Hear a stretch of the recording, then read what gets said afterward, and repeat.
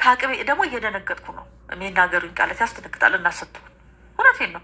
ገፊ ህይወትሽን ኖረሽ የኛን ህይወት የምትበይ እናትሽ ድንጋይ ትብላ። ልጅ ሲል ያስደነግጣል። እንደዚህ ብሉ ኑሮ እኔ እናቴ ድንጋይ እንድትበላ ነው ድንጋይ በልቼ ያሳደግኳቸው እነሱን። አያስደነግጥም? ራስን አያስትም? እውነት ብድግ ብዬ የተነሳው አንቺንና ዝም ያልኳትና ስነሳ ትንሿ ብድግ ብላ ምን አባሽ እናርግሽ ልትበይን ነው ወይ? ትንሿ ራህመት ወሽመጥ ያሁንፍቱ የእናትነት ክብር የሚባል ነገር የለም። የቤቱ ኃላፊ እኔ ነኝ። ፍሪጅ የሆነ ነገር ታስቀምጥ አታስቀምጭም እህቴ ናት የገዛችው። የሆነ ነገር ሲባል አንቺ ምናምን እንዴ ምን አገባሽ? ቡና እዚህ ጋር እንዳታፊ፣ ወደዛ ጋ ሂጂ፣ ቡና እንዳትውጪ እዚህ ጋር እጭ እና ምን ልበላቸው? ጎሽ ልበላቸው? እየሞትኩ እኮ ነው። ወደ ሞት እየሄድኩ እኮ ነው። አሁን ውችን ከአርብ ቀን ዘልዬ ወጥቼ ወጣሁ ተመልሼ የገባው ማለት ነው። ቡና ላለ ደክሞኛል ማለት ነው። እነዚህ ሴቶችን አንዳንድ መረጃቸውን እንትን ብዬ ሰርቼ ስራ ቦታ ላይ መጥቼ ስቀመጥ ቁጭ ብላለች እዛ ጋር ትልቋ ደወለች እኔ ጋር ማለት ነው። ልመጣ ፕሮሰስ ተበላሽቶብኝ ነው ምናምን። ተይ እህቶችሽን ተይ፣ ምከሪያቸው። ምንም አታርጊልኝ። እስከዛሬ ምንም አድርገሽልኝ አታውቂም። አሁንም ምንም እንድታደርግልኝ አልፈልግም። ግን እነዚህ ልጆች ተይ፣ ከአቅሜ ደግሞ እየደነገጥኩ ነው። የሚናገሩኝ ቃላት ያስደነግጣል። እናስቱ እውነቴን ነው። ገፊ ህይወትሽን ኖረሽ የኛን ህይወት የምትበይ እናትሽ ድንጋይ ትብል።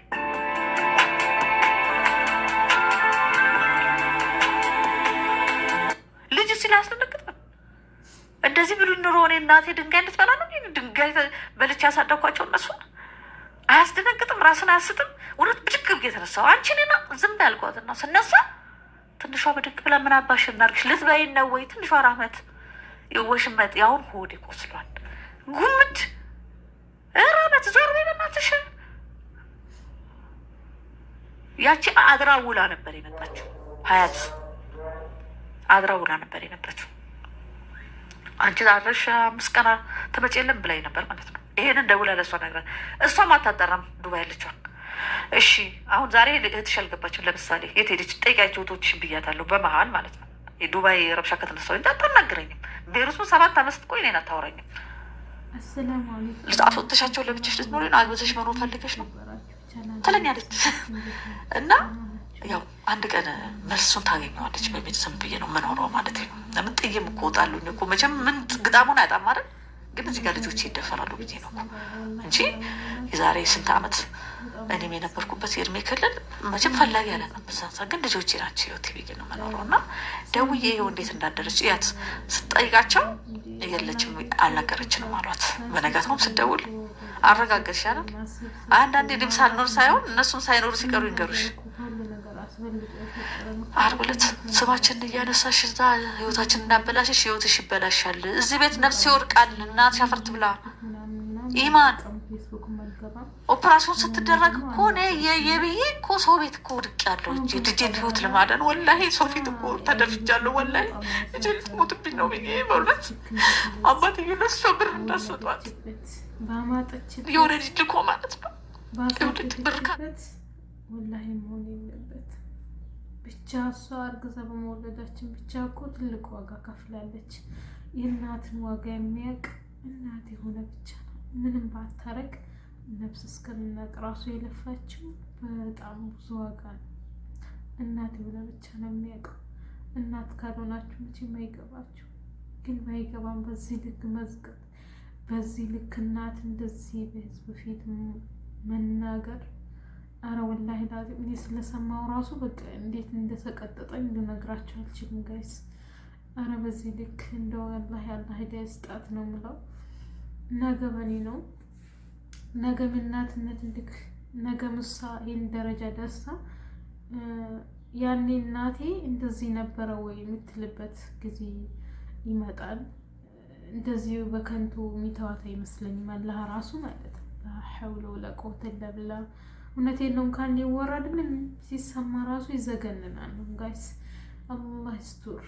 ማንኛችን ሆነ እኮ በልጅነት ተቀተን ያደግነው። እኔ እንደውም እንደዚህ ያሳጠረኝ ራሱ ዱላ ነው ማለት ትችላላችሁ። እየተመታው እየተረገጥኩ ነው። እንደው አግባብ የሌለው መታት ወላሂ። እኔ አልሐምዱሊላህ ለምን እንደ ልጆች ሳልጫወት እንደ ልጆች ብዙ ላይፍ ሳላሳልፍ ነው ያደግኩት ማለት ነው። ማለት በቃ አላረል ብዙ ጫና፣ ግን ያንን ጫና እኔ ሴት በመሆኔም በሴትነት ያኔ ለመጠበቅም ብለው ይሆናል።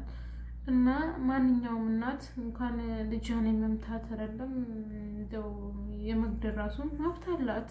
ምክንያቱም ራሷን የወለደችው ራሷ ልጇን መቅጣት ማሳደግ ያለባት ራሷ ነው። እና እየቀጣች ራሱ ስነ ስርዓት አሊዝም ብሎ ያደገ ልጅ ያው መጨረሻው ነው ተመልሶ ነው ለራሱም አይሆንም፣ ለአባት ለእናትም አይሆንም፣ ለሀገርም ለዲኑም ለፈጣሪም በቃ ይገዛም ማለት ነው። ይህ ነው። አላህ ይጠብቀን። ወላሂ እናት ወልዳ አባት ትቶ ሴት ባሳደገችበት ትላንትና ለራሷ መዘነጥ መልበስ ሲያምራት ለራሷ አግብታ አባቷ ሌላ አባታቸው ትቶ እንደሄደ እሷም ትቶ መሄድ ትችል ነበር። ግን እናት በዚች ቦታ ብቻ መረዳት የሚችል ሰው መረዳት ይችላል። ወላሂ ላዚም እናትነት ማለት በምንም አይቀየር። እናት በምንም አትቀይረን፣ በቃ ፍጡር ነን ማለት ነው እናትነት። እና ብቻ እኔ በምን ቋንቋ እንደማስረዳችሁ ስለ እናት ሳውራ ቃላት ሁላ ነው በቃ የምገልጽበት ቃል ሁሉ ነው ማጣው ማለት ነው። እና አላህዬ እኛ በሰማነው ራሱ ይቅርብ። እኔ ስለሰማው ራሱ ሰቀጥጠኝ። እንደው ልጅቷ እናቷ እንደዚህ ስታወራ በጣም ነው የገረመኝ ማለት ነው። እና ሰው በዚህ ልክ አስተሳሰቡ ይቀየራል፣ በዚህ ልክ አስተሳሰቡ ይጠፋል ነው እንዴ እስከሚል ድረስ ነው የገረመኝ ማለት ነው። ወላሂ በየሚዲያው የሚወራው ስለሱ ነው። እኔ ገብቼ ገና ሳዊ ማለት ነው እኔ ገረመኝ። እንደ ወላሂ ይቅር በለኝ ስለሰማሁት ራሱ። እና በጣም ይከብዳል ጋይስ። የምንላችሁ ፈልጌ ነው እናት በምንም አትቀየርም። እውነቴን ነው። ሼር አድርጉና ይስሙት። እናት ምናልባት ያለ ሰው ልኩን ላናውቀው እንችላለን። እናት ማለት በጣም ከባድ ባላህ በታች ትልቅ ለዚህ ደረጃ ለመድረስ ቆመን ለመሄዳችን ከነሱ ጉያ ወተን ራሳችን ለመቻል ባላህ በታች ብዙ ዋጋ የምትከፍል እናት ናት። በእርግጥም ከበየቦታው ከእናትም የሚሻል አባት እንዳለ አውቃለሁ። ግን ከ100% ምናልባት 5 ወይም 10% አባት ቢኖር ነው ለልጁ ብዙ መስዋዕትነት ከፍሎ ትልቅ ደረጃ እንዲደርስለት የሚያደርገው ማለት ነው። እና የእናት ዋጋው በምንም አይለካም። የምሬ ነው የምላችሁ። አላህ እንደው ወደ ይስጣቸውና ልጆቿን ነው ያሳያቸው። እውነቴን ነው የምለው። እናት እንዴት እንደዚህ ምንስ ብትቀጣ ምንስ ብትበድል፣ እናት እኮ ልጇን የፈለገችውን ማድረግ መብት አላት። ትላንትና እኮ በህይወትና በሞት መሀል እድናለሁ እተርፋለሁ እያለች ነው እሷን ባላህ ፍቃድ ወደዚህ ምድር ያመጣቻት። አሁን እሷ ለዚህ ደርሳ ጭራሽ ባሌን እሷ እናቴን የተቀማችኝ በቃ የምታወራው ነገር በጣም ነው የሚያስቀጥጣችሁ። ወላሂ ለአዚም አላህ ይጠብቀን፣ አላህ ይስጥር። እኔማ በትንሹ ነው እኔ እንደው በትንሹ እስኪ ብዬ ነው ይዤ የመጣሁት። ጊዜው በጣም ነው የሚያስፈራው። መጨረሻ ዘመን ቅያማ ደርሶ ይሆናል አቅ እንዴት እናት በዚህ ልክ እንደዚህ ነው? ምንስ ብታረግ? እውነቴን ነው ማወራት የሌለበት። እኔ ምን ብዬ እንደማወራ ራሱ ነው ግራ የሚገባኝ የእነሱን ባየሁበት። ወላሂ ላዚም እንዴት እንዲህ ይወራል? አላህ ይስጥር፣ አላህ ይጠብቀንና ወላሂ አላህ ሂዳያ ይስጣቸው። ብቻ እናት አለ፣ እናታችን ልንከባከብ። ወላሂ ፍትህ ለእናት አላሁ ሙስተዓን። አላህ ይስጥር። እና እናት አላችሁ፣ እናታችሁ ሺህ ዓመት ትኖርላችሁ። ያው የሌለውም አላህ ጀነት አልፊርደውስ ጀነት በእናት እግር ናት ተብለዋል። ወላሂ ብቻ አላህ ከእናት ከአባት ሀቅ አላህ ይጠብቀን። መጥፎም ሆኑ ጥሩም ሆኑ ለዚህ ደረጃ አድርሰውናል። አድገን የምንካድም አድገን እንደው ምን አስፈለጋችሁ ምን እናድርግላችሁ ምን ይላል አድርገን እያንዳንዱ እኮ የዘራውን ነው የሚያጭደው። እና ነገ ዛሬ እኛ በሰራነው ነው ነገ የምንኖረው። ነገ እሷን ማግባቱ አይቀርም፣ ነገ እሷን መውለዱ አይቀርም። እና ብድሩን ከልጆቿ ስለ እንደው እሷን የሚያገባስ ወንድ እንደው እኔ ሰው ነው ብዬ አላስበው መቼም። እናቷን ወልዳ በዚህ ምድር ያመጣቻት እንደዚህ የምታንቋሽሽ በሚዲያ ወጥታ የቤቷ አንሷቸው እንደዚህ የምታወራ የሚያገባ ራሱ ጤነኛ አይመስለኝም። እውነቴን ነው የምላችሁ። እነዚህ ሲጀመር ጤነኛ አስተሳሰብ ያለው ሰው እናቱን በዚህ ልክ እንደዚህ እኔ ሰምቼም አላውቅም። ወላሂ ረቢ ይሄስ ይለያል ነው የምላችሁ። እና አላህ ይጠብቀን ከእንደዚህ አይነት ፍትና። ይሄ አዋው ውሎም ይወስነዋል፣ የጓደኛ አይነት ይወስናል። ወላሂ ጓደኛ ምረጡ። አላረ ከምትውሉ ሰው ከምታወሩ ሰው ምረጡ ነው የምላችሁ። እኔ አንዳንዴ የጓደኛ መጥፎ ራሱ ያበላሻል ነው የምላችሁና አላህ ይጠብቀን ውዶች። ላይክ ሼር አድርጉ፣ ሰብስክራይብ አድርጉኝ። አላህ በኸይር ነገር መልሶ ያምጣኝ በአዲስ ነገር ብላችሁ ዱአ አድርጉልኝ። እንግዲህ አላህ ይጠብቀን እላችኋለሁ። እናት ውለታዋ ወላሂ በምንም አይካስም፣ በምንም አይጨረስም።